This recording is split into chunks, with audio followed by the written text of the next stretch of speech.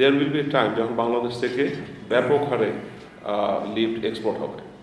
যখন আমি এটার সাথে সম্পৃক্ত হই তখন বছরে হার্ডলি 100টা লিফট বিক্রি হতো back in late 80s।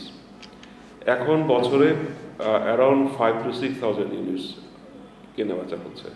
Already উপরে ওঠা শুরু হয়ে গেছে। এটা যখন সেটেল হয়ে যাবে তখন সেটার পরিমাণ হবে বর্তমান বাংলাদেশের প্রায় ডাবল। সো আমাদের জমির পরিমাণ আগামীতে বেড়ে যাবে।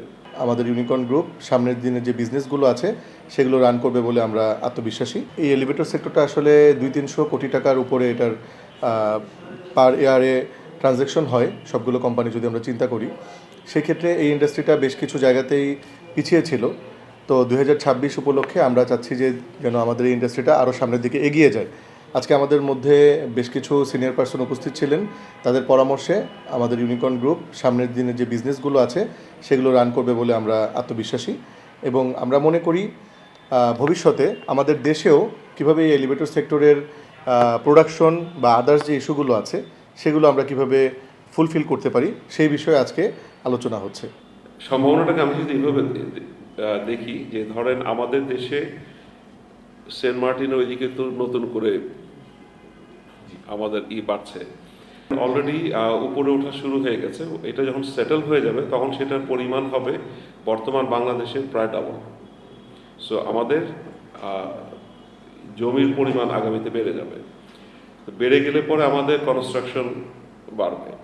আর এই কনস্ট্রাকশন ইন্ডাস্ট্রি এমন একটা industry, it is a recyclable industry. যেমন আমাদের আগে একটা 2 তলা বাড়ি ছিল, পরবর্তীতে সেটা ভেঙে 4 তলা, তারপরে ভেঙে আবার 6 তলা করা হলো। যেমন ধানমন্ডিতে অলরেডি একটা 6 তলা বিল্ডিং ভেঙে সেখানে 12 তলা বিল্ডিং হচ্ছে। There will be a time যেমন একটা 12 তলা বিল্ডিং ভেঙে সেখানে 50 তলা বিল্ডিং হবে। সো মাটি যতক্ষণ পর্যন্ত থাকবে, কনস্ট্রাকশন ততক্ষণ পর্যন্ত থাকবে এবং আমাদেরকে সারা পৃথিবীতে এখন ভার্টিক্যালি গ্রো করা ছাড়া কোনো অপশন নাই। সো এই ভার্টিক্যাল গ্রোথের সাথে আমাদেরকে প্রয়োজন হবে। আজকে যেটা 6,000 ইউনিটে আছে, এটা হয়তো 10 বছরের মাথায় হয়তো 12,000 ইউনিটে, 15,000 ইউনিটে যে পৌঁছাবে। So it will increase.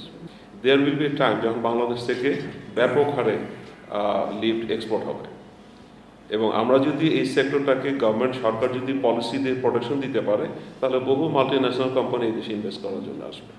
যেমন আগে যেটা ছিল ইউরোপ থেকে শিফট হয়ে আসলো চায়নাতে। চায়নার living cost is already has started going high. So তারপরে এরা কোথায় যাবে? যে আমাদের মতো অনুন্নত দেশে তাদেরকে আসতে হবে।